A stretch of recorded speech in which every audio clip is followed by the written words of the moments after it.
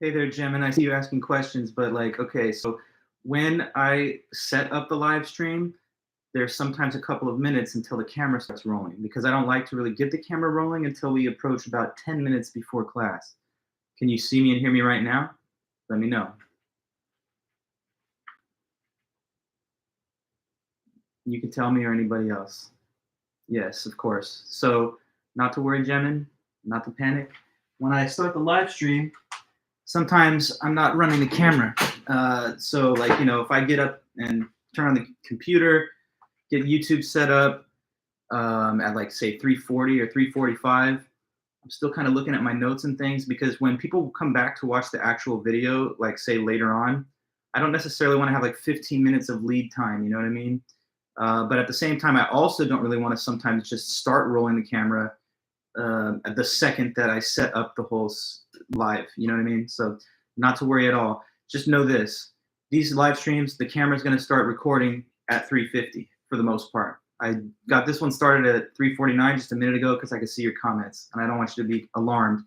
That you're not getting interactive with me while you're just now starting live stream.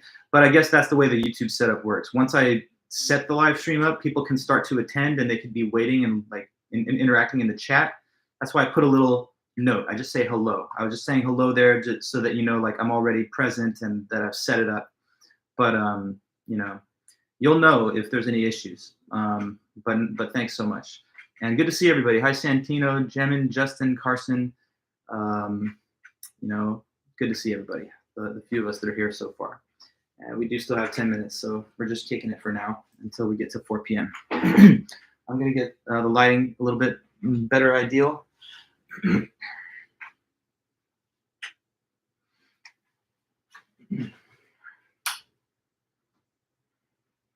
Eddie. Got Eddie hanging out right now, so that's always fun. Yeah, but we'll get going in just a bit, so no worries. Yeah. This guy. Hey, Leanne.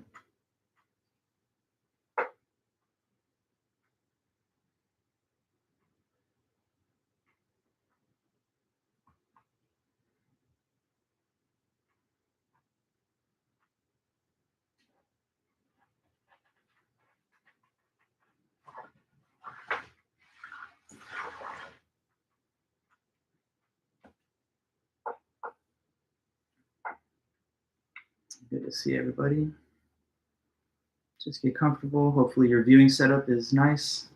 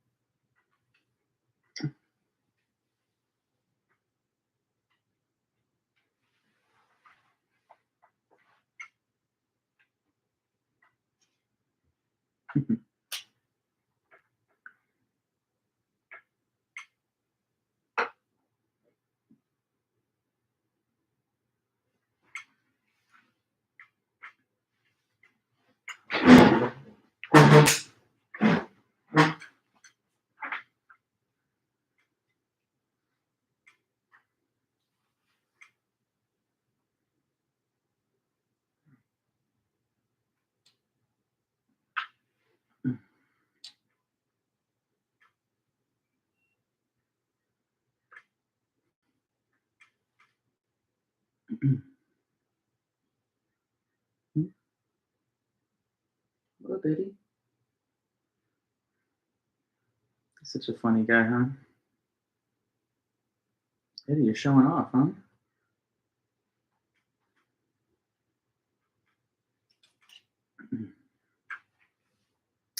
No rush, but 7 more minutes, and then we'll get the lecture portion underway.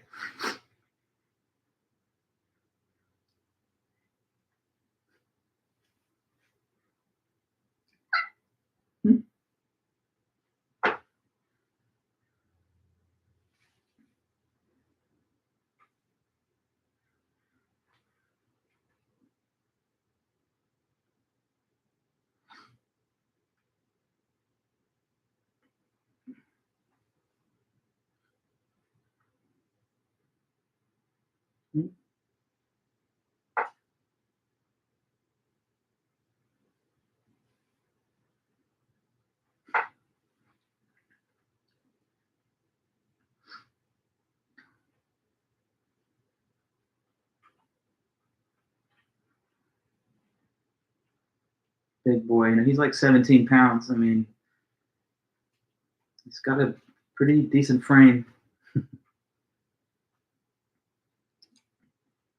There's like a loose wire from my old notebook that I'm using, and he's playing with that. That's what you're seeing right now. Hey, Jennifer, good to see you.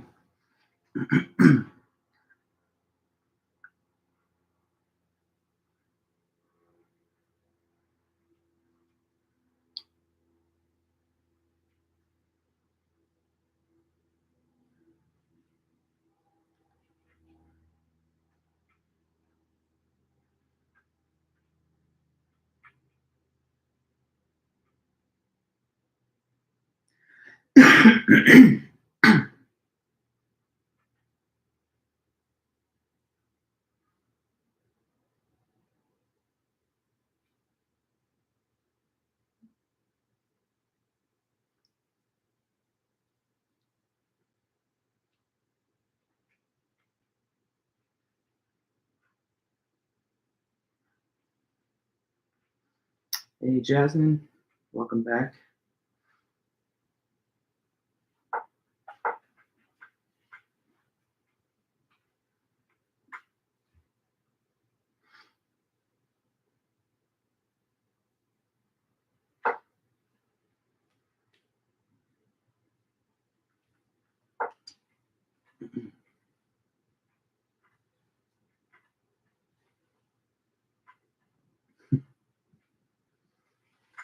Okay. Just a few moments, guys. 4 minutes, pretty much.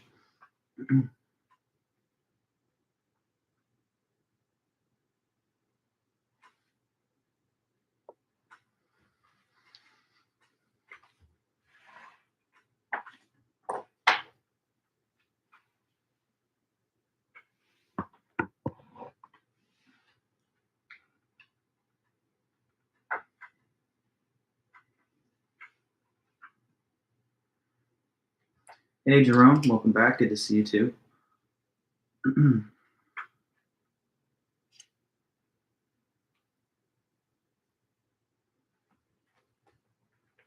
And hey, Sandra. And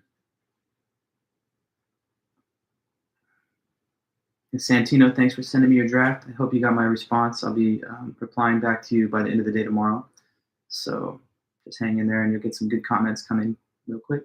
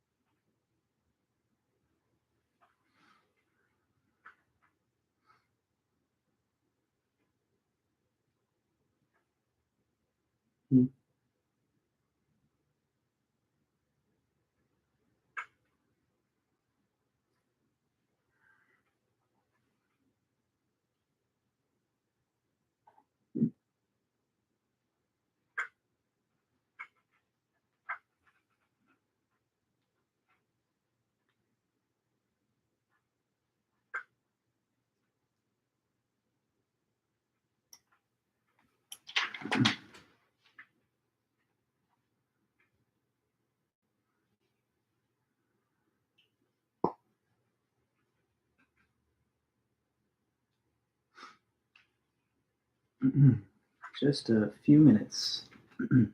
Thanks, everybody. Hi, Elena. Juliet, welcome back. Good to see you too. Good afternoon, Jasmine. A couple Jasmines here.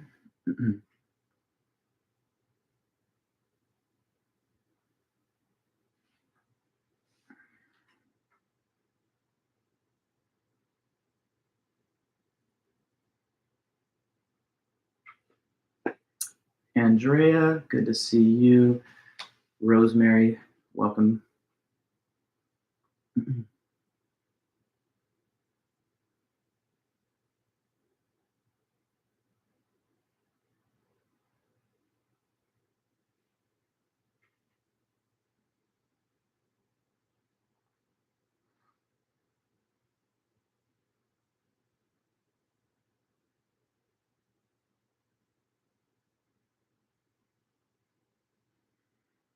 Okay, just a minute and we'll be ready to go.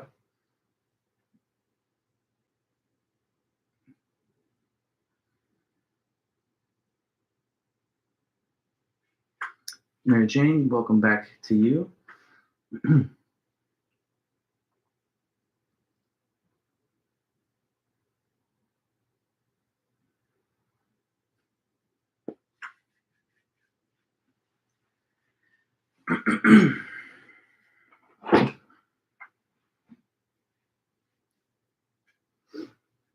Anthony, hi there.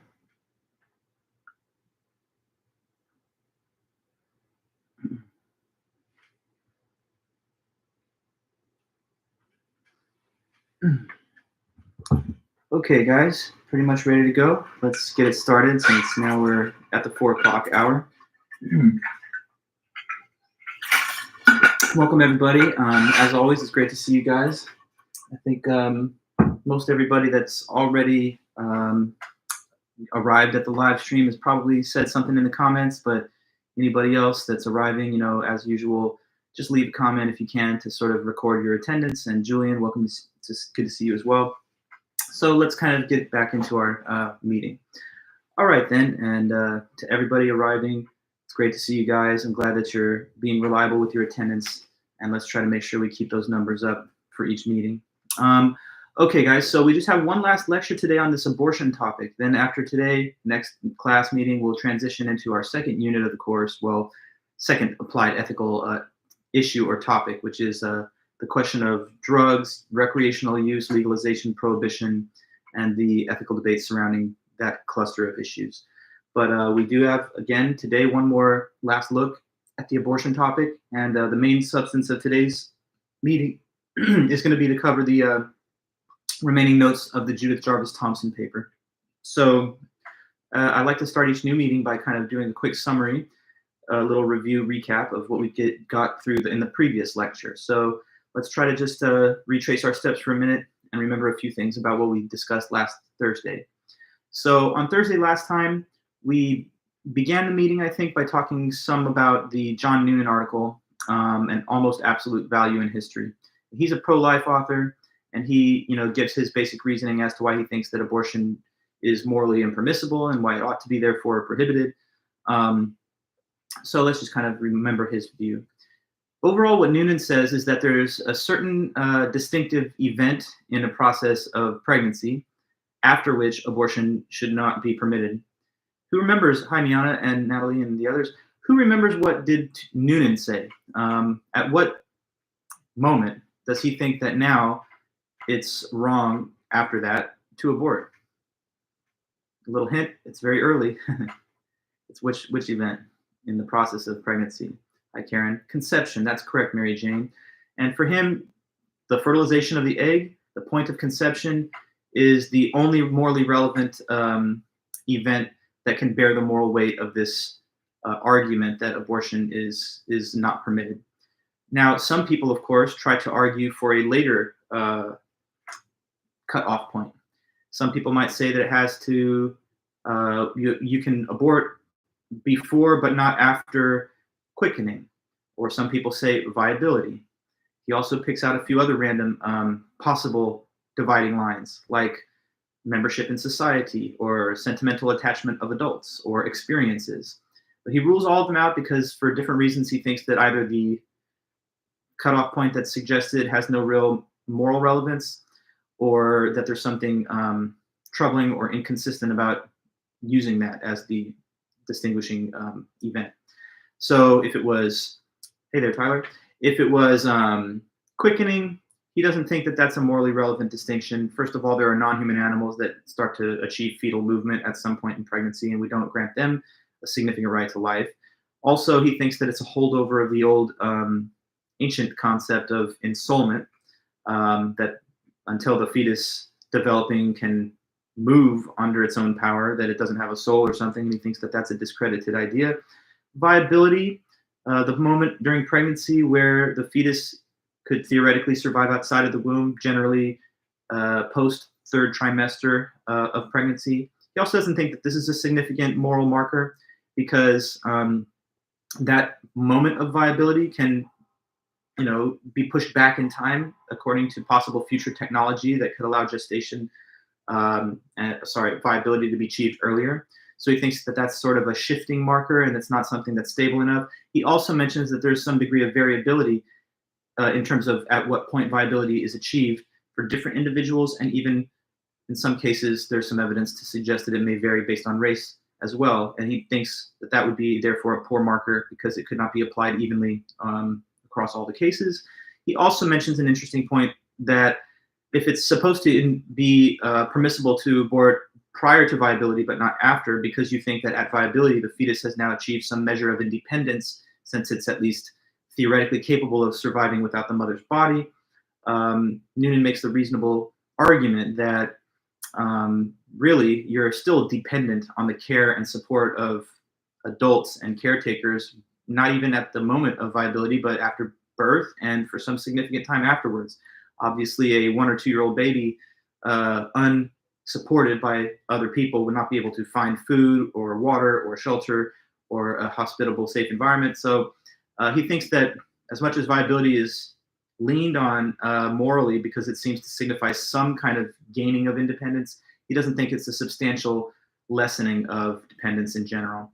And then the other ones, whether it was experience, sentimental attachment of adults, membership in society, he thought none of these are morally significant events, or if they are, they could be put to a bad purpose, because obviously there have been terrible episodes in human history and even all the way through to the current day when some people tried to deem some people social outcasts or to marginalize or dehumanize certain groups. And he doesn't think that we should offer any support for any such distinction or principle, because it would have this bad implication that maybe it would justify or legitimize the dehumanization of certain undesired categories of people. He also talked about experience with the amnesia example. If a person became an amnesiac and couldn't remember their prior experiences, we don't think on that account that they would have lost their right to life. I made my own kind of subtle critique of some of those elements of his argument. For example, I think he could be attacking a straw man when he points out the reliance on either experience, sentimental attachment, or membership in society, because although that's a possible argument, it's not an argument that I think most people on the pro-choice side have actually made. But anyway, that's what he said. Finally, he returns to his major claim, which is that conception is the key event. And the reason he says that is because of a significant change in the probabilities of some entity becoming a mature human being like us.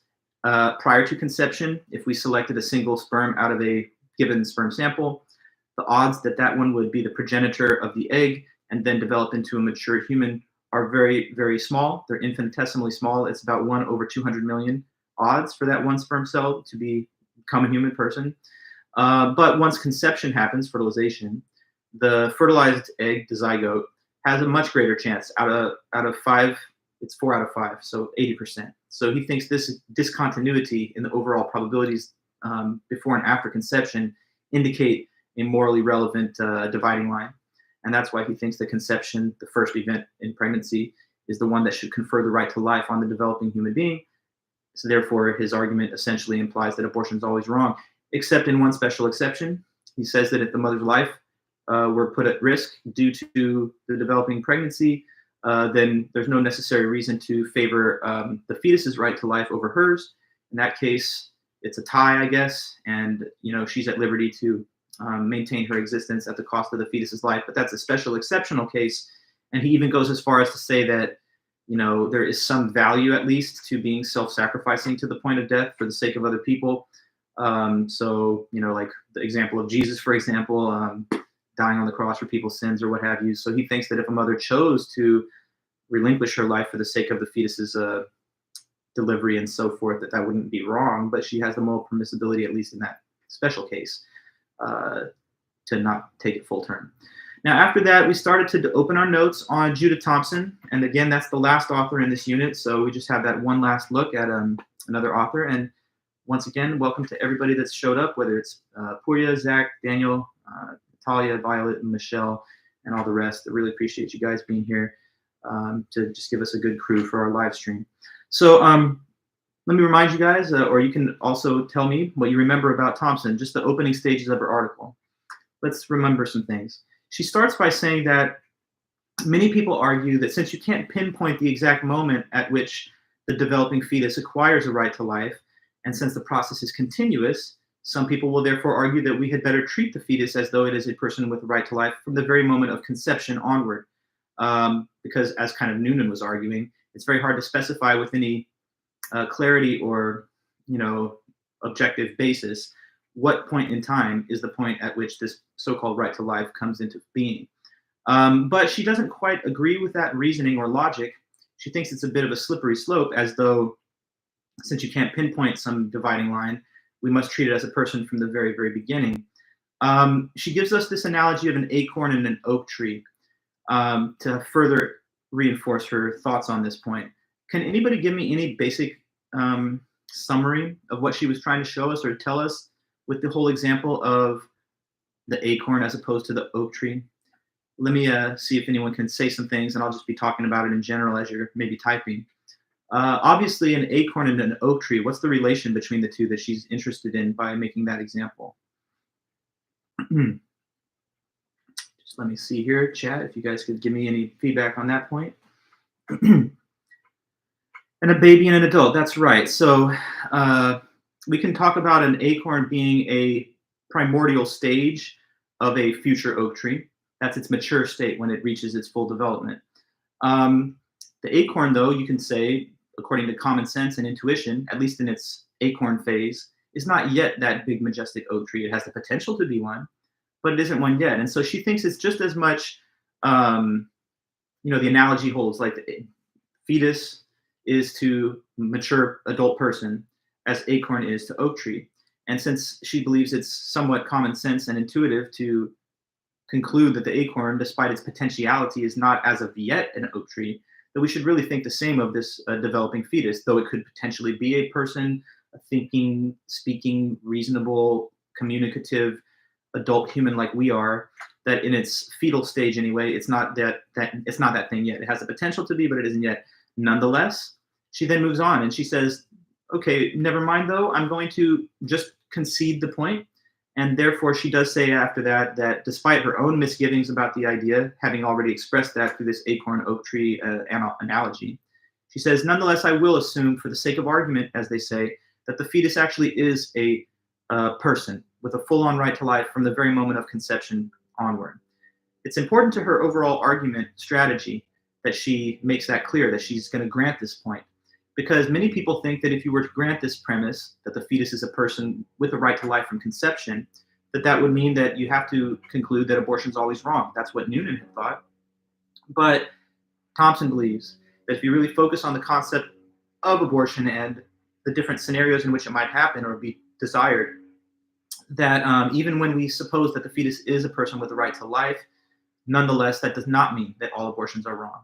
And if anything, that might strengthen her case, because if she can still reach the conclusion that abortion is not wrong, even under the assumption that the fetus is a person with a right to life from the moment of conception, then that will disarm a potent pro-life critique or pro-life argument from the other side. So then she proceeds through her hypotheticals. Now, Judith Jarvis Thompson, the author, great 20th century woman philosopher from America, she taught at MIT for a long time. She lived from 1927 to 2021. This is a classic paper of hers from way back in, I think, 1971 or 1972. It's just called A Defense of Abortion. Now, she has a skill of presenting hypothetical scenarios that help to illustrate her reasoning and argument. And there was one of these hypothetical scenarios, at least, that we were able to touch base with and talk about before we ran out of time last meeting. So beyond the baby and the acorn oak tree analogy, can somebody just tell us any brief information about the one other major hypothetical? That there's a certain case, and I just want to see if you remember it or have notes that you could revive the information from. We talked about a hypothetical scenario, a quite far-fetched one, but it's interesting and it helps to focus the mind on the overall debate. The famous violinist example, that's right, Jasmine, okay. So what's going on in the famous violinist example? Does anybody have any ability to say just a sentence or something about it? We're assuming what situation happens. Well, I'll start talking about it as maybe you're gathering your thoughts. We suppose this, that tonight you go to bed, but tomorrow morning you wake up in a kind of medical facility and you have no idea how you got there. Apparently people must have, I don't know, perhaps drugged you and during your sleep subdued you and taken you there while you were still unconscious. Now you wake up bedridden in a hospital bed in this medical type facility, and you're connected by means of wires and tubes, etc., to another human being in an adjacent bed next to you. There's a group of people in like lab coats, and they come and they talk to you because you're obviously startled and confused as to why this is happening. And so, what do they tell you? This group of people. Why do they do this, and what's the whole reason that they took you in the scenario that's given?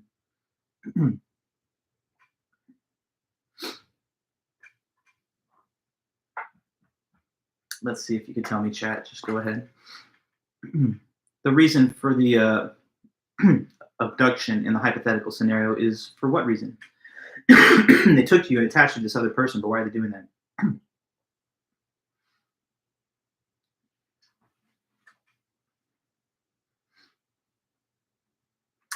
To keep that other person alive, yes. And Jasmine, what you've said is, in addition to that, a famous violinist depends on your life.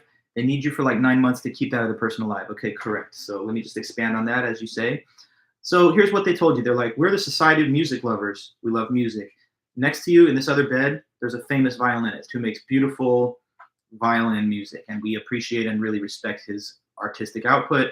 The thing is, he's suffering from some kind of fatal kidney ailment, and that means that he will die unless we intervene and try and save his life. According to what we've learned, there's a very rare blood type that he has that you also have. And what we've done is we took you here without asking your permission, sorry, but we did that, and now we've connected you to him so that actually your organs are now cleaning his blood and so on and detoxifying it.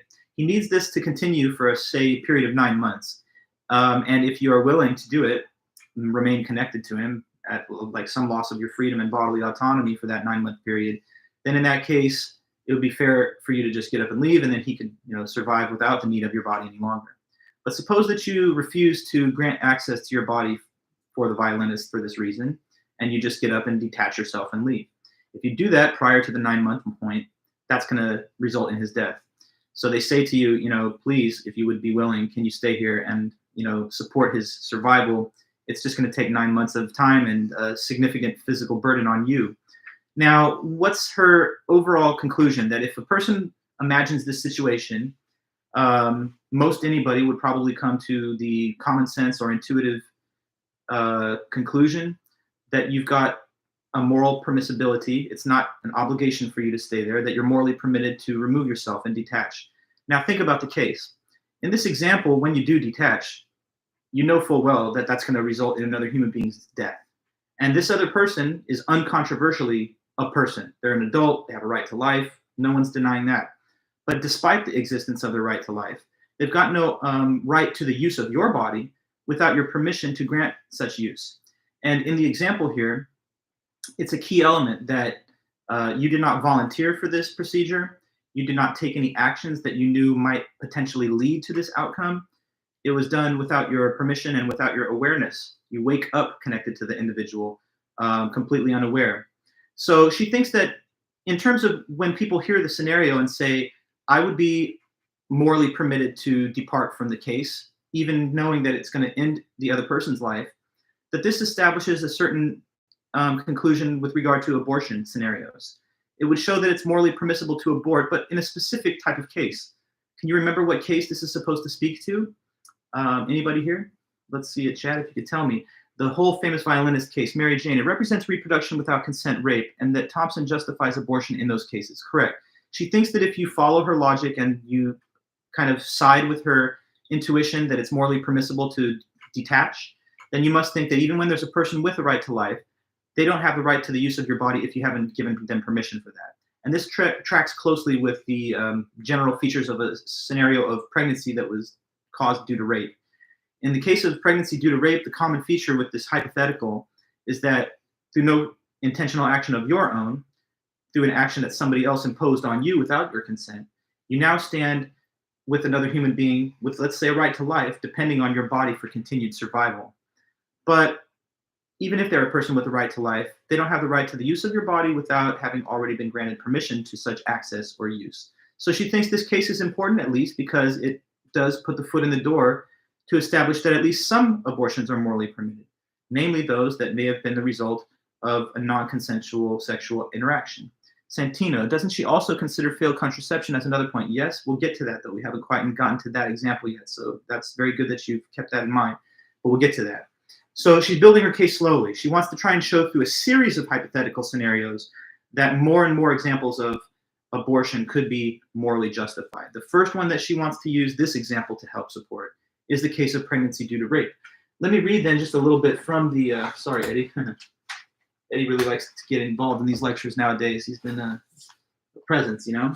But let me just read some of her words on this point. So about the whole famous violinist, I'm looking at page, let's see, 184. Okay, so here's her, written description of the case. Let me ask you to imagine this. So this is her speaking. This is Thompson. You wake up in the morning and find yourself back to back in bed with an unconscious violinist, a famous unconscious violinist. He has been found to have a fatal kidney ailment, and the Society of Music Lovers has researched all the available medical records and found that you alone have the right blood type to help. They have therefore kidnapped you, and last night the violinist's circulatory system was plugged into yours so that your kidneys can be used to extract poisons from his blood as well as your own. The director of the hospital now tells you, look, we are sorry that they did this to you. We wouldn't have allowed it if we had known, but they did it, and now the violinist is plugged into you. To unplug you would be to kill him. But never mind, it's only for 9 months. By then he will have recovered, and he can safely be unplugged from you. Then Thompson says, is it morally obligatory for you to accept this situation? No doubt it would be very nice of you if you did. No one could deny that. It would be very kind, but do you have to do it? Is it a moral obligation? What if it were not 9 months, but 9 years, or even longer? What if the director said, tough luck, I agree, but now you've got to stay in bed with the violinist plugged into you? Because remember, all persons have a right to life, and violinists are persons. Even though you have a right to decide what happens to your body, now you have a person, and their right to life outweighs your right to decide what happens to your body, so you can't unplug. I imagine you would think this is outrageous, which suggests that something really is wrong with certain pro-life arguments. In this case, of course, you were kidnapped. You didn't volunteer for the operation that plugged the violinist into your kidneys. Can those who oppose abortion on the grounds I have mentioned make an exception for pregnancy due to rape? Certainly. So this case is supposed to be illustrative of that moral intuition. So there's one scenario that is beginning the article. But there's others, and let me get to the next one. Okay, so now she says that there could be some people that are very extreme with their views on the topic, and they may say that, no, you don't have any right to disconnect. She says maybe some of those same people would say that even if the mother's life were the thing that was at risk, or even if the victim in the violinist case, life was at risk, that they would still be obligated to stay in place. But she thinks when the pregnancy would be life-threatening, this is another scenario, at least, in which many people would agree that abortion is also permitted. So famous violinist case is supposed to cover pregnancy due to rape. Now here's another example that follows just after that. And again, these are very creative, in some cases extravagant, perhaps unrealistic hypotheticals, but they're supposed to help support the reasoning. So we got another one, and this is the expanding baby scenario.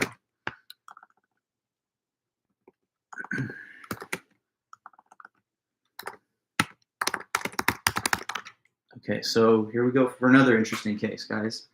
Expanding baby. All right. Now, this is one that's going to take a moment to explain. Think about this. Suppose that you're hanging out one day in just like a house, and, there's a baby in there with you. And then you're looking at the baby, and you're like, okay, something's weird with this baby. And what you're noticing is that they're expanding. They're like inflating. They're getting bigger. And they're getting bigger. And you're like, at first, you're just kind of like disturbed by that image, but you just figure whatever. But then it's getting bigger and bigger and bigger. And you're like, what the hell, is this going to stop? And it's getting so big, the baby that's expanding, that's starting to kind of press you up to the wall. And you're like, wait a minute, hold on. My life is in danger. This baby's going to crush me against the wall because it's continuously expanding and forcing me into a tighter and tighter position pressed up against the wall. Now, let's suppose that in this hypothetical type scenario, there's one way that you could save your life, because right now you're at risk of being crushed to death by the inflating, expanding baby. Suppose that you have just a little sharp object or something, And if you wanted to, you could use this to, let's say, pop this baby like a balloon. And in that case, it's going to stop expanding, but it's also going to die. If you could put yourself in that hypothetical situation, she thinks most people would have a pretty clear common sense response to whether that would be permitted. And she thinks that most anybody would agree that in this scenario, of course, it's morally permissible for you to kill this expanding baby, not because you don't like it, not because you hate babies, but just because it's a life-threatening thing to you now. It's threatening your life, and if the only possible means of personal survival is to discontinue its rapid expansion by means of this thumbtack or whatever I'm using in the case, then she would believe most people would probably conclude that that is not wrong. Not wrong to what? Save your own life at the cost of the expanding babies. Now, this obviously is supposed to illustrate something. It's supposed to show that abortion is permissible not just in the case of rape, but what other type of scenario, if you can follow the explanation. Expanding baby case, the hypothetical is just supposed to lead us to certain reflections that give us some food for thought so that we might be able to take our minds away from the literal case of abortion for a minute and think about the dynamics of it in another context. Yes, survival. So if abortion was necessary for your life because continuation of the pregnancy would be life-threatening, then she thinks this case helps to illustrate the intuition that people have, which is that it's not wrong to abort in that case either. So life-threatening pregnancies, a fatal, there are ectopic pregnancies. This really does happen. Sometimes it's possible for a woman to have a pregnancy that is so complicated that it might kill her, or very likely would kill her if it was carried full term. So the expanding baby scenario and the related discussion is supposed to support, so I'll just put it in writing.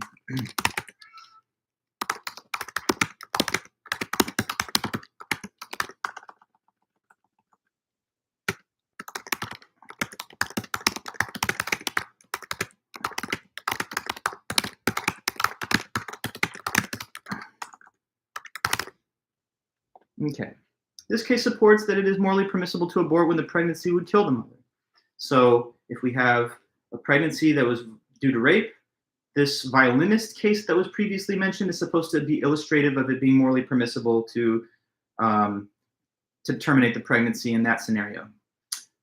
She also thinks that if you follow along with the discussion and reasoning given by this expanding baby case, then that also supports a second possible morally permitted type of abortion, which is if the pregnancy is not due to rape, it could have been done by a consensual act. But in this scenario, it's life-threatening. So when it's all for survival, she also thinks, there's no reason that you should have to withdraw your life or set it aside for the sake of the other human being that we're supposing is a human with a right to life.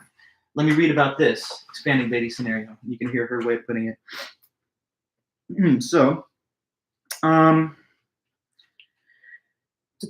she says, suppose you find yourself trapped in a tiny house with a growing child. I mean a very tiny house and a rapidly growing child. You are already up against the wall of the house, and in a few minutes, you will be crushed to death. The child, on the other hand, won't be crushed to death. If nothing's done to them to stop them from growing, they'll be hurt, but in the end, they'll simply burst open the house and walk out. Now, I could well understand if a bystander said, I can't do anything, I can't choose between you and this baby, but you can't conclude that you two can do nothing, that you cannot attack it to save your own life. However innocent the child may be, you don't have to wait passively while it crushes you to death. Perhaps a pregnant woman is vaguely felt to have the status of house, to which we don't allow the right of self-defense. But if the woman houses the child, it should be remembered that she is the person who houses it. So hopefully I haven't lost you on the second scenario here that she gives. This is supposed to just, again, expand the sphere of morally permissible abortion cases just a stage farther. We've now gone beyond just pregnancy that's induced by rape, but also a second case, which is those pregnancies that would be fatal to the mother if they were carried out. So what's next?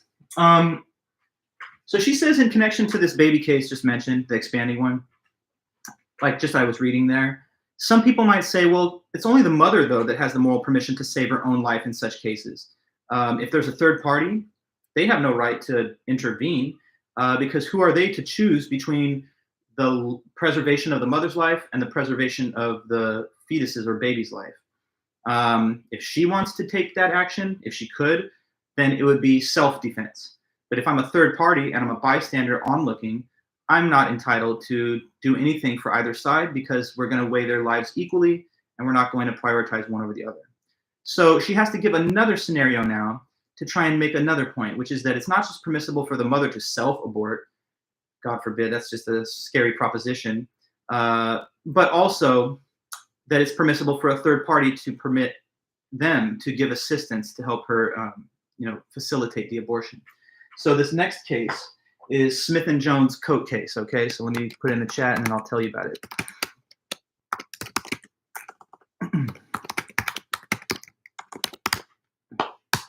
Okay, so Smith and Jones coat. You ready? Here we go. I want you to imagine there's two people. It doesn't matter what their names are, but she just gives them these two random names, Smith and Jones. Suppose what you see happening is that Smith and Jones are tussling, struggling, kind of fighting over a heavy winter coat. There's this big, heavy winter coat, and they're both tugging at it, trying to make sure they're the one that gets it. Neither one wants to be the one that doesn't come away with the winter coat. But here's why they're doing that. Because they're in like some kind of frigid Arctic environment, which is basically going to freeze them to death, and they're going to die of like hypothermia or whatever, unless they get that coat. That coat is so warm and thick and etc. that it could be a life-saving coat for whoever comes away with it. Okay, so you got Smith, you got Jones, you got the coat. The coat is something necessary for the survival of either one. That's why they're fighting over it, right? Now you're a third party and you're just looking on. Let's suppose you're safe and sound. There's no issues to you. Furthermore, let's not make the case weird, like in the sense that there's no threat to your life if you should intervene. But before I say anything farther, some of you thinking about this case may very well have this reaction. Well, I really can't intervene because, well, why would you think so? Why do you think someone might say that? I'm not saying you would, but a fair-minded person, a reasonable person might say, I'm not going to be able to I'm not morally permitted to intervene in this little life and death struggle over the coat. Why might somebody think that? Just want to see if you can kind of offer any thoughts or reflections on that possible takeaway. Someone might say, I can't decide. Why not? Because, right, you understand the case, right? There's one coat, there's two people, it's too cold for either one to survive without it. Whoever comes away with that coat is going to be the one that does survive. Seeing the situation as an onlooker, you might think, I'm not morally permitted to intervene on either side's behalf. You say it's the burden of responsibility, Jennifer. Well, perhaps. Mary Jane, you offer that because they brought their own coat. I'm not sure what you mean with that point. They brought their own coat. Which one? You in this scenario? Because you don't know either of them. Okay, that's a possibility, Jasmine, right? I mean, there's a sort of deeper reason that we're kind of dancing around. All these comments are in some way related to it. But you might argue that, right, this is a life and death struggle, and you have no basis to prioritize one over the other. So if you put your thumb on the scale, to borrow a phrase, and you try to assist Smith, then it might be unjust to Jones, because who has the right to the coat? Neither one, you might say. If you assist Jones, same in the opposite direction. But now let me make a quick edit to the case, and she does this as well. Now suppose that you know this, and this is an absolute fact, and there's no denying or debating it. Suppose that it's actually Smith that owns the coat. It's actually the property of Smith. Prior to this point, I just presented the scenario to you as there's a neutral coat and they're struggling over it. But now I'm telling you that this coat is actually the property of Smith. He's the one that purchased it, and he's the rightful owner of it. If Smith is the owner of the coat, she thinks this changes the moral calculus just a bit. Well, actually, not just a bit, in a significant way. Because if you know full well that it's Smith who owns the coat, then probably, even though you're not required to intervene, you might say that it's at least now what? Knowing that it's Smith's coat and that he'll die without it, and Jones is trying to get it from him, you might think that it's now morally permissible to do what, perhaps? Don't overthink it. It's pretty straightforward. Smith's coat. It's not Jones' coat. I didn't tell you that before. And before you might have thought, well, if I don't know who owns it and if neither one is the rightful owner, then I can't play favorites, basically, because it's life and death. Give it to the owner. Yeah, intervene in some way to make sure that it's Smith that retains his own property. It becomes clear who the coat should go to and who has the rights over it. Yes. So what she's saying is that think about a case where there's a complicated pregnancy.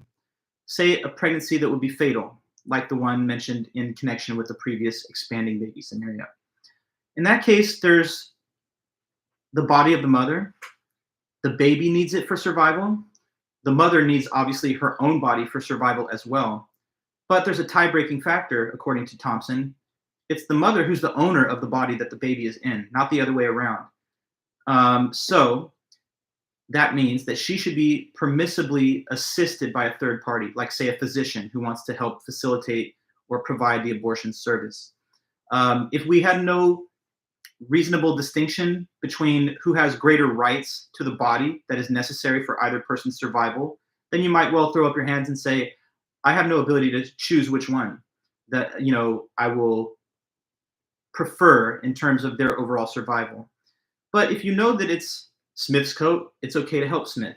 You don't have to help Smith, but you may do it. It's not a moral obligation, but it's morally permissible. Knowing that this body that either the fetus or the mother needs for continued survival, but that it belongs to the mother, right? She houses the baby, not the other way around. So it needs something that belongs to her in order for its survival. That's why, according to Thompson, this analogy should support one further conclusion, not just that abortion is permissible in cases of rape, not just that abortion is permissible if it was life-threatening, but also that it's permissible for a third party to help assist the mother to provide an abortion, at least in this type of life-threatening, complicated pregnancy case. So let me put the moral of the story here in the chat.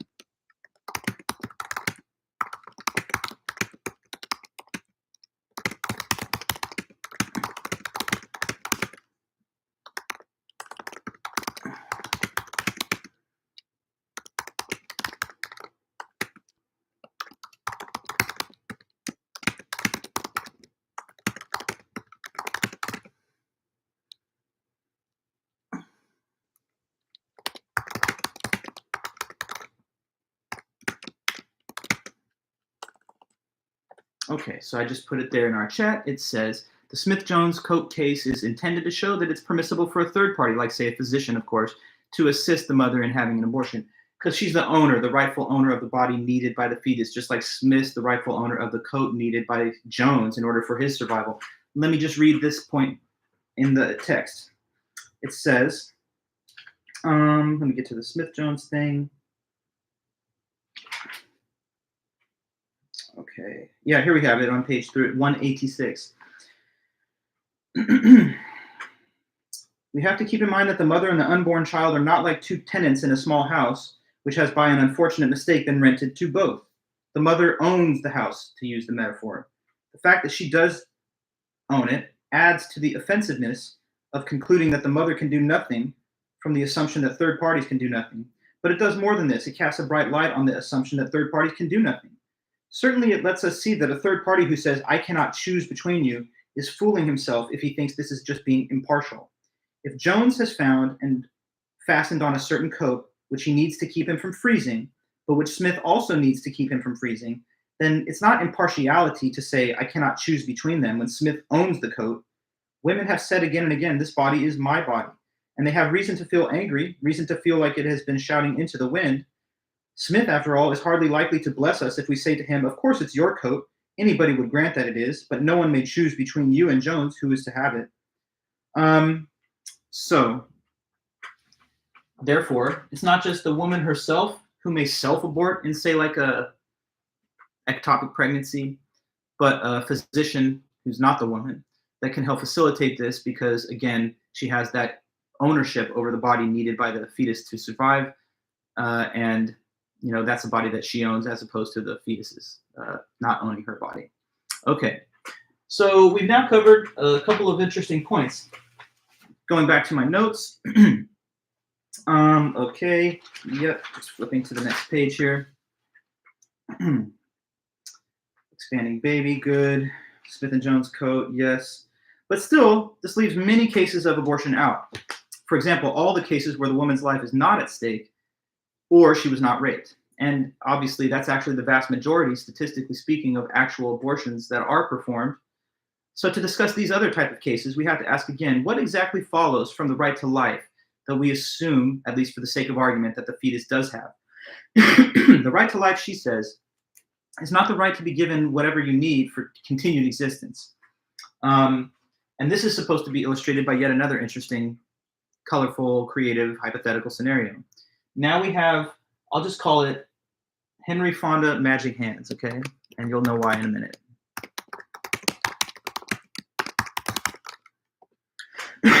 Okay. So she wrote this back in the 70s, and there was a famous Hollywood actor that was probably more well-known back at that time period, like 50 years ago, whose name was Henry Fonda.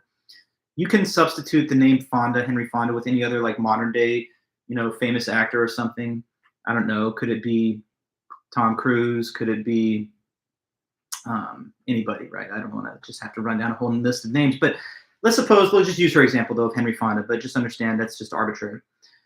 Okay, so let's say that you're in the hospital and you're sick, and unfortunately it's not looking good. It looks like you're going to probably die by this illness that you have. But in this hypothetical situation, we imagine that this actor, Henry Fonda, he has these magic powers that are related to his hands. See, he has this kind of like magical ability that if he places his hand on your forehead like this, if he puts his hand on your brow, then you'll immediately be cured from whatever illness you're suffering from. And so while you're laying there convalescing in a hospital bed, if Henry Fonda wanted to take time out of his busy schedule and fly out from, say, the East Coast to come to the hospital where you're at and touch your forehead one time like this, you would survive. Okay? Now, think about that case and just give me your quick hot take. Would you say that he has a moral obligation to come and do that? That you can say that he's violating your rights if he doesn't do it?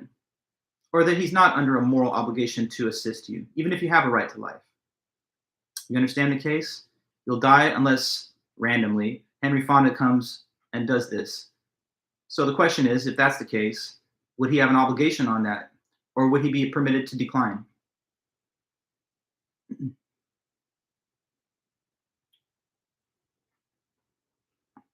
No obligation. And you say it's out of his interest, he's not morally obligated, good.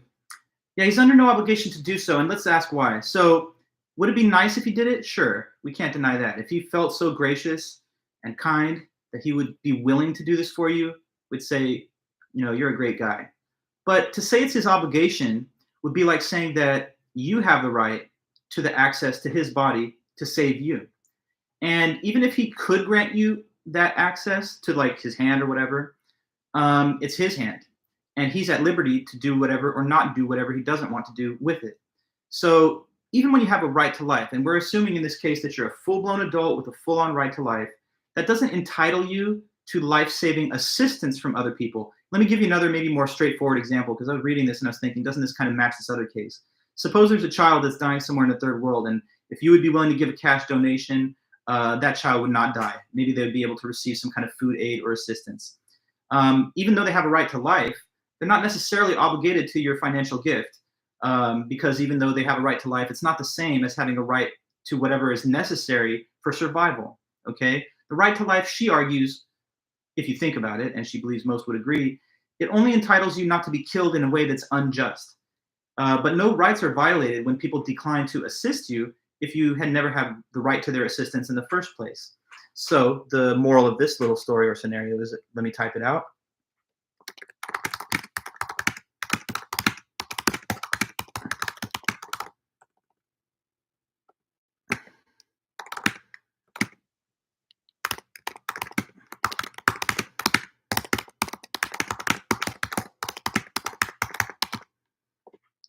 Having the right to life, what does it mean? It means that a person cannot unjustly kill you. So if you have a right to life, I can't murder you, but I'm not obligated to save you.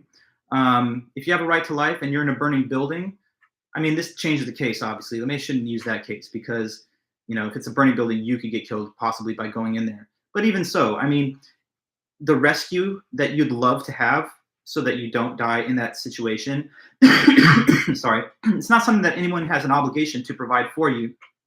I mean, outside the scope of their duties, obviously, if you're like a fireman or something, that would be a special exception to this. But in general terms, people who have a right to life don't also, by means of that, have the right to anything necessary for continued survival. They just have the right not to be killed in a way that would be a violation of their rights.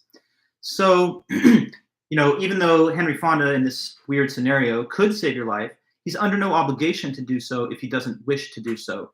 Those are his hands, and he's fully at liberty to withhold on any such assistance that might otherwise have saved you. Now let me read a little bit on this from the book, okay? It says here, everyone has a right to life. The argument says the right to life was just unproblematic and straightforward, but it's not. And this seems to be, she says, the source of the mistake. Let's now ask, what does it mean to have a right to life? Some may think that having a right to life means having the right to be given what you need to continue to survive. But suppose that what, in fact, is the bare minimum someone needs to continue surviving is something they have no right to be given. Suppose I'm sick unto death, and the only thing that will save my life is the touch of Henry Fonda's cool hand on my fevered brow. Then all the same, I have no right to be given the touch of Henry Fonda's cool hand on my fevered brow. It would be extremely nice of him to fly in and provide it. It would be less nice, but still well intended, if my friends flew out to the West Coast and carried him back with them. But I have no right at all against anybody that he should do this for me. Or again, to return to the story I told either, the fact that for continued life the violinist needs continued use of your kidneys does not establish that he has a right to be given the continued use of your kidneys. He certainly has no right against you that you should give him continued use of your kidneys because you didn't grant him any permission to the use of those kidneys. And this other variation on that case, the Fonda thing, his hands, you have no right against him for the use of his hands for a purpose that he may not feel interested in supporting. So the right to life is not as straightforward as maybe some authors have argued, according to Thompson. It doesn't mean that I have to maintain your existence and survival at all costs. It just means that I'm not morally permitted to unjustly kill you. So you only violate someone's rights when you take away from them or deprive them of something that they already had a right to. But when you deprive, let's say, the person that's bedridden, the access to Henry Fonda's hands, when Fonda doesn't allow them the access to those hands, he's not taking something away from them that they had a right to because they had no right to the use of his hands in the first place because they're his.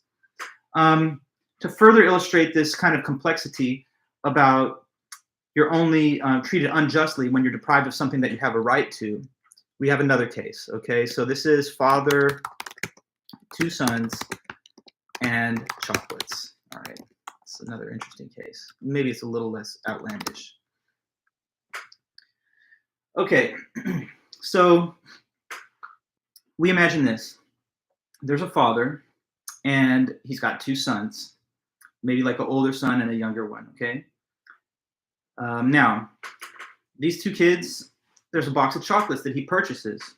He buys a whole nice set of chocolates. Maybe it's like a big box of See's candies. I just bought one of those for my wife over Valentine's Day, so, thinking about it. Anyway, moving on. We got this father with 2 sons. They bought a box of chocolates. Now, this father says this to the older son. He says, son, you're my eldest. I'm giving you all the chocolates, all right? I'm giving you the whole box, so listen to me. And the other son's right there next to him. He's like, I want both of you guys to recognize this. To the older brother, you get all the chocolates. If you want to share them with your younger brother, you can, but it's your property, okay? So I'm going to let you go now, and I'm going to head out. Now, who owns the chocolates according to the gift that was granted by the father? No, it's the other kitty. This is Peachy. It's the elder son, the oldest son, okay? Now, suppose that older son, having been informed that he's got all the chocolates and they're his possession and they're his property or whatever you want to call it, suppose that he looks to the younger brother and he's like, bro, I'm not giving you any of these. Now, would you say that the younger brother's rights have been violated or no? Nobody can deny it's maybe not the nicest thing to do, but has the younger brother, has he been deprived of something that he had a right to? No, because they're not his. If the older brother wants to give those candies to his younger brother, he's being really nice. And he maybe should in some sense, I guess, in this at least example. But if he declines to do that, the younger brother can't say, hey, you violated my rights. I have every right to those candies because they were not granted to him. So back to the whole larger point. You can't violate someone's rights by taking away, or I should say it this way. You can't violate someone's rights by not allowing them something that they didn't have a right to in the first place. So in this new example, it's the chocolates that are the exclusive property of the older brother. The younger brother doesn't have any right to those chocolates because they're not his.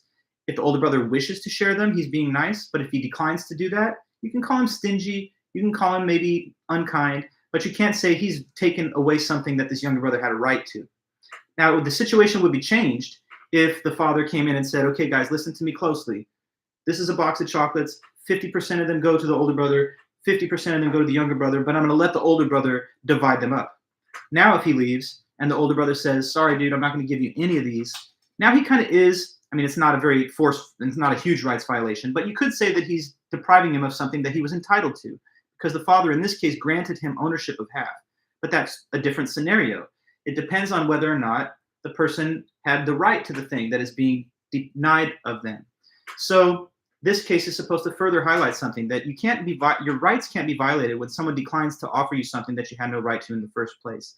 And say that there's a pregnancy that was not engaged in intentionally, like say back to the case of an unintended pregnancy. In that case, though the fetus may want the use of the mother's body for continued survival, we can't say that the right exists to the use of that body because it was never actually voluntarily granted to the fetus that the mother would give it permission to access her body or to use it or to be housed in it or something. So, new point.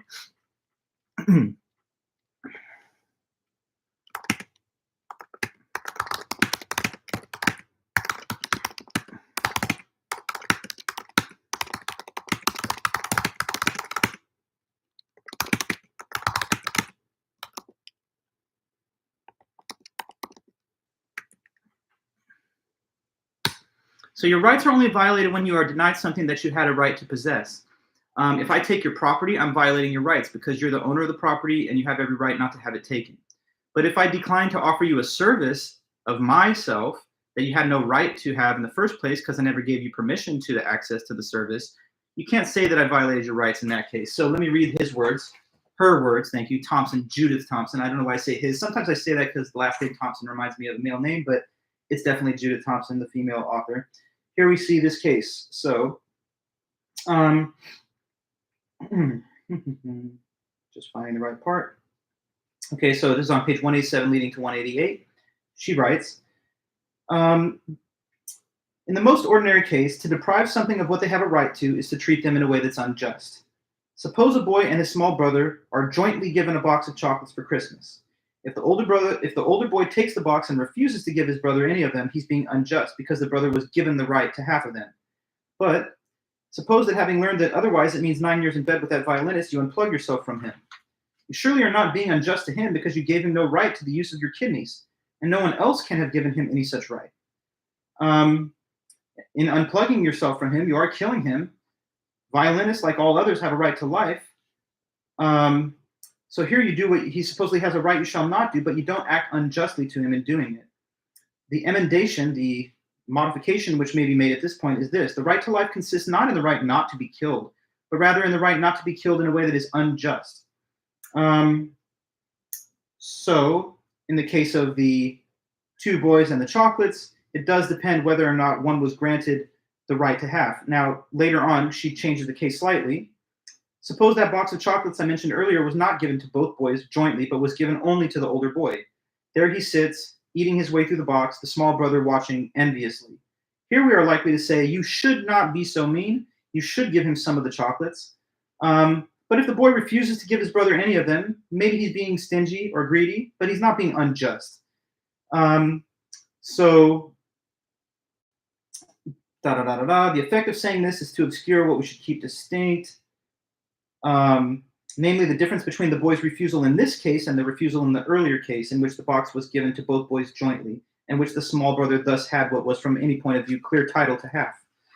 Okay, so in cases of pregnancy where it was not engaged in through a intended conception, when you became pregnant without intending to do so, an unwanted pregnancy, the right to the use of the mother's body was not conferred on the fetus by the mother. So she's kind of in these cases in a position parallel to the older brother who has all the chocolates, or maybe Fonda in the other example, who has a means by which he could prevent someone else's death, but is entitled to withhold on supporting that outcome because it relies on access to his own body, which he hasn't given anyone the right to, unless he wants to. But still, Still, though, there's a big case that I know a lot of us are wondering about, and Santino, you mentioned this in an earlier comment.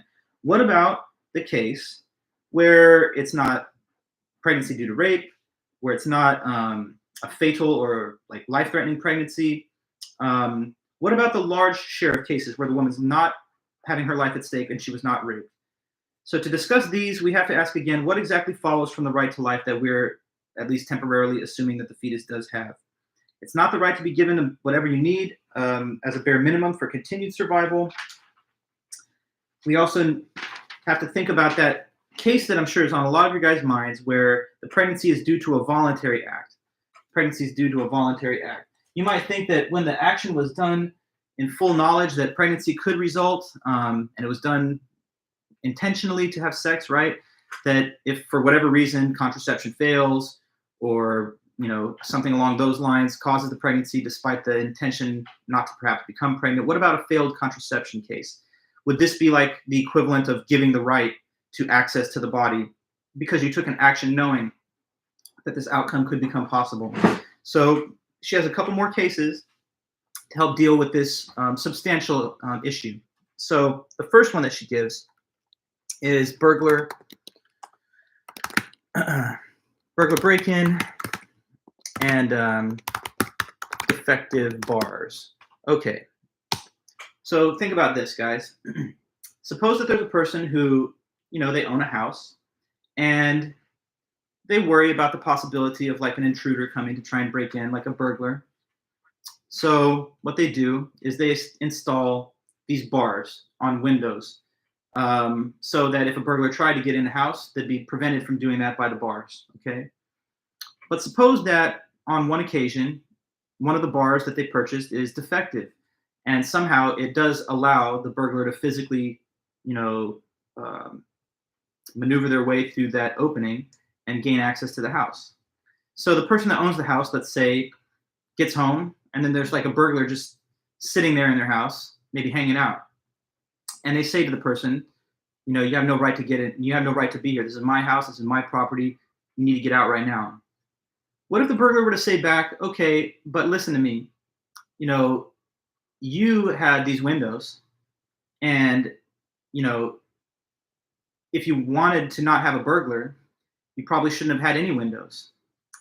Do you think that would mean that the burglar does have the right to stay there because, you didn't take every possible precaution to prevent against their entrance? It's pretty ridiculous to say that. Now, if there was an open window, it would be pretty obvious that even if it's an open window, they don't have the right to remain in the house. But if you put in these bars, it's even more obvious, isn't it, that they have no right to be in there, because despite the fact that the bars failed for whatever reason, it did demonstrate the intention, at least, to prevent this exact scenario from coming to pass. Now, if a woman has sex, right, and she's doing it for whatever reason, for pleasure, for intimacy, to enhance a relationship, et cetera, like, let's be honest, most all of us would do until we're really ready to have a child. Most people don't have sex for the first time when they're getting pregnant. So suppose that she did those things, but she tried to prevent the conception of a child by using birth control methods, or both her and her partner did, or some combination of both. Suppose that, as occasionally could happen, the contraceptive method fails. In that scenario, we could say that the fetus that has established itself in her womb is kind of like this burglar, because though it's there, measures were taken to try and forestall or prevent this outcome. And you could say that even if you took an action that might have led to this occurrence, the demonstrated intent to prevent it is enough to make it morally permissible for you to refuse further access to, let's say, in the one case, the home, or in the other, an analogical case, the body. It would be pretty weird or ridiculous, she thinks, for anybody to say, look, the burglar has every right to stay there. It is your house. We grant you that. But unless you fortify the house against all possible means of intrusion, then, you just shouldn't even have any right to say that they have to leave, right? Now, I guess you could say a windowless house that's like a fortress is theoretically possible, but people like to have a nice breeze. So do you kind of follow my logic on the whole burglar case? Let me know if that makes some sense to you. I'll read it as you're kind of thinking, but that's the basic rundown of that case. Here I'm reading it.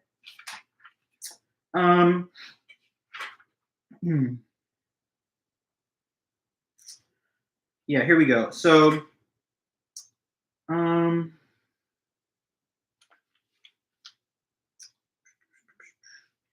Yeah, here we have it on page 188. It says,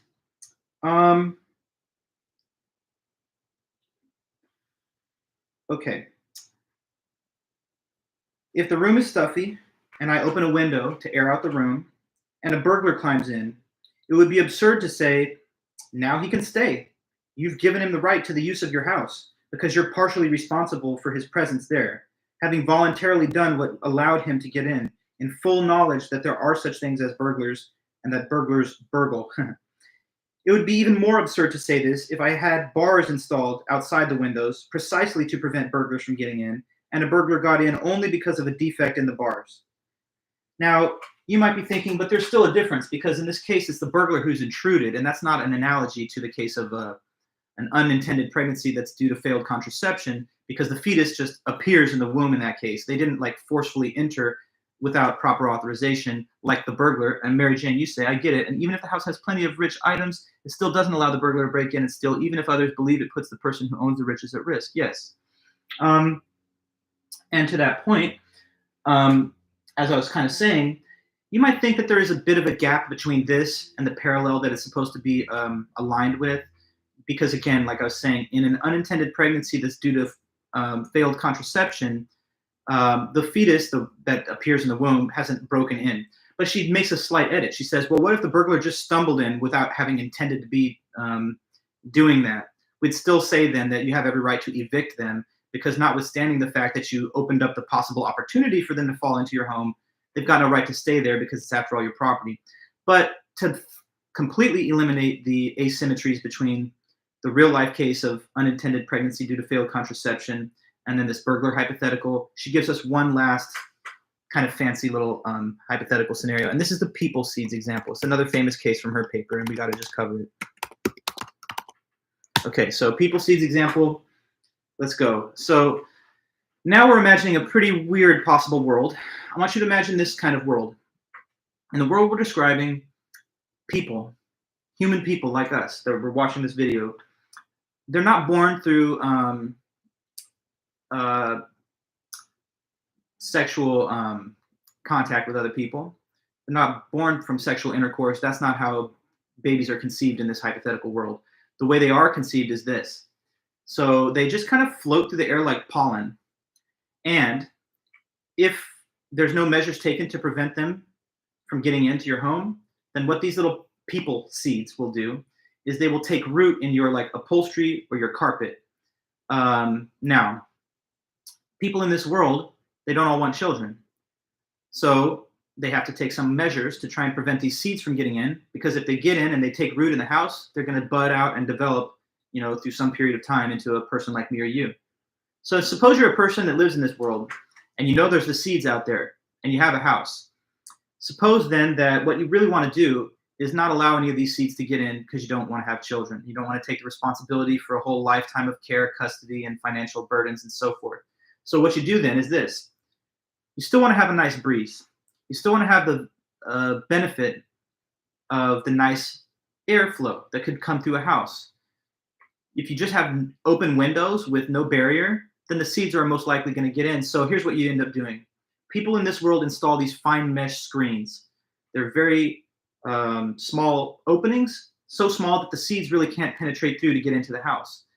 These screens allow you to get airflow, but also prevent the incoming potential people seeds from attaching to your upholstery or such like. Now, in this case, let's say that these screens have a very high effectiveness rate, that they are reliable at preventing the entrance of the seeds with a percentage that matches the exact percentage of your favorite birth control methods. So I don't know, let's say in 99 point something percent of cases, a seed will be prevented from passing through the barrier to get into the home. But it's not a perfect method. These screens, at least sometimes, can potentially fail. And when that does happen, in this very rare, like less than 1% case, then a seed will pass through the barrier, get into the home, and start, budding and developing and so forth. Now, suppose that somebody put up one of these nice screens, and nonetheless, despite their effort to prevent the seeds coming in, one managed to get through a defective screen. Do you understand how this is starting to build a parallel with a failed contraception pregnancy? Because the screens are supposed to be a symbol or a metaphor for what thing? Let's see if you can get that point. The screens installed in windows. Yeah, well, IUD, vasectomy, condoms, it could be birth control pills. It's just a contraceptive method with a high degree of reliability, okay? So suppose that we have that. We have these very effective screens, but they're not perfect. They're not 100% foolproof. There's a potential small percentage chance it could fail. When they fail, in the case where they do, she questions this. Do you think that the person then would have the right to uproot the people seed and not allow it to grow into a full mature human that they then have to care for and take custody over? Or would you say that because it reached the home, bypassing the barrier, that it is her obligation to keep it? And she argues and thinks that most people who just contemplate this, I admit, a little far-fetched scenario, but it's just to generate some supporting intuitions. If you think about the case, she believes most people would probably conclude that it is not wrong to remove the seed that had bypassed that barrier. Because obviously you did all, okay, let's say this. Could you have made it impossible for the seeds to get in? Sure, if you had a house with no windows at all, but it's not very pleasant to have a house with no windows, as you could probably determine from your own experience. This would be like somebody saying, look, if you don't want to get pregnant, then don't have sex at all. But then you have to forego the pleasures that have to do with sex. And by the way, most people saying this, let's be honest, are being a little hypocritical. Are they having sex? Are we talking to a virgin here? Most people are sexually active once they reach a certain mature adult stage. And so if you want to be able to enjoy the pleasures of sexual interaction and intimacy without having children, most all people use contraceptive methods, which are generally reliable but not perfect.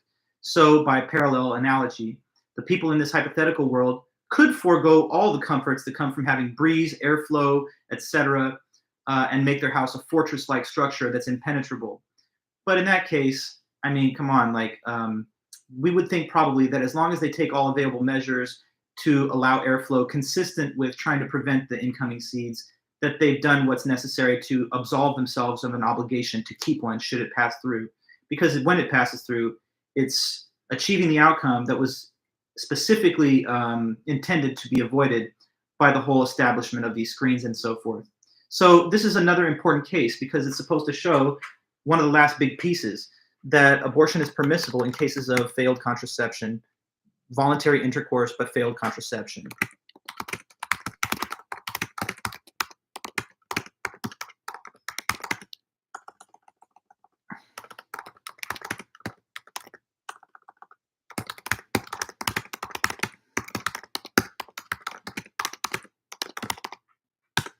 Okay, and this kind of rounds out her thinking on the whole issue. So it's not just in cases of rape, it includes that. It's not just in cases of life-threatening pregnancy. It's not just that, okay, also in some of those scenarios, a third party may assist.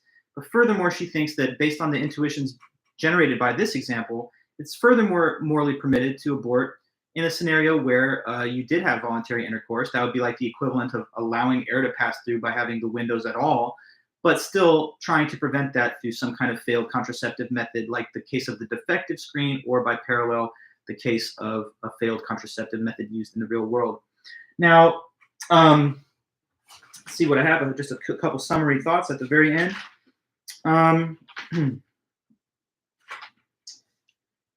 Yeah, so to strengthen the analogy, she says, imagine it's not a burglar, but a quote-unquote people seed. These will take root in your carpet if you don't put up fine mesh screens. If you don't want these people and the responsibility for them, you would install these screens. Rarely the screens can be defective and a seed takes root. If it does do that, she thinks it's probably intuitive to most that it does lack a right to remain in the house using it, even though you willingly opened windows and did have a carpet. It's wrong to say you could have foregone the breeze and carpet, just like it's wrong to blame a woman for getting pregnant from rape.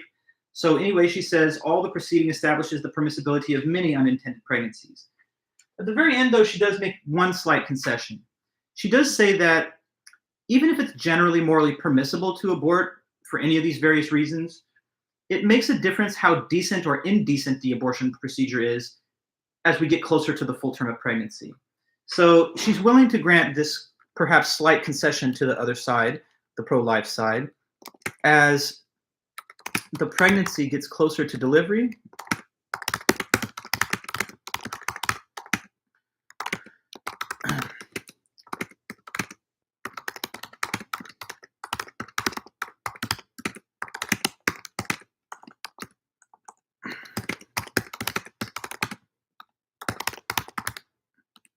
So she has this kind of interesting distinction between the immoral and the indecent. And she's willing to grant that even if aborting during pregnancy, pretty much throughout the full term, for any of these various reasons, failed contraception, rape, life-threatening pregnancy, which covers a lot of bases, she doesn't think that it changes the question of whether it's morally permissible, whether it's in the first trimester or later in the pregnancy. But she is willing to concede that as we're getting closer to delivery, and also one more point, also the seriousness of the reasons for seeking an abortion,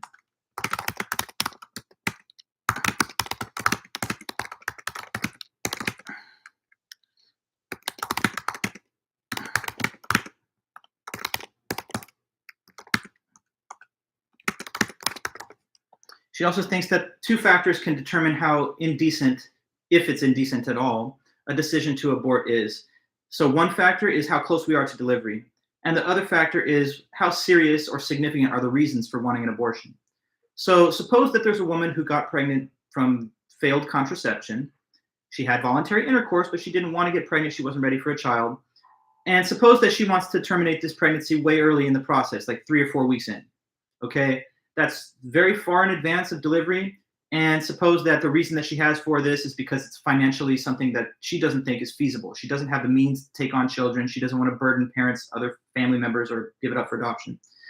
That seems to be both a substantial reason, and it's well early in the term. Now let's compare that to another case. A woman got pregnancy through failed contraception, yes, but she's waiting all the way until like the 8th month. And the reason that she decides late in the pregnancy to not want to have the child is not because she doesn't have the means to care for it or anything else, but just because she has an opportunity to take a trip to Europe with some friends, and she really doesn't want to have to miss out on that cool opportunity, which the pregnancy and the delivery is going to interfere with. So in one case, we had a unintended pregnancy from failed contraception that was terminated very early and for a significant reason. In another case, the decision to terminate the pregnancy happens quite late, and it's done for a relatively not very serious reason. She thinks that the second example is more indecent than the first, and that it's compatible with saying that something is indecent to say that it's nonetheless morally permissible. Going back to our Henry Fonda case, okay? Suppose that for Fonda to save your life, we already said that he has to touch your forehead with his hand or whatever. But I'm going to change the case just slightly.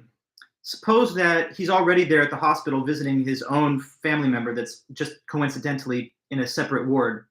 Okay, so he's already on scene. He's already on the site. He's only like a couple, feet away. And he's right there with his hands. Now, since he's right there and there's no inconvenience to him, he doesn't have to take time out of his schedule. He doesn't have to bear any significant burden. Don't you think that that changes how indecent it is? You might say, well, look, it's still his hands. And if he really doesn't want to do anything for you, he's still at liberty to withhold on the assistance.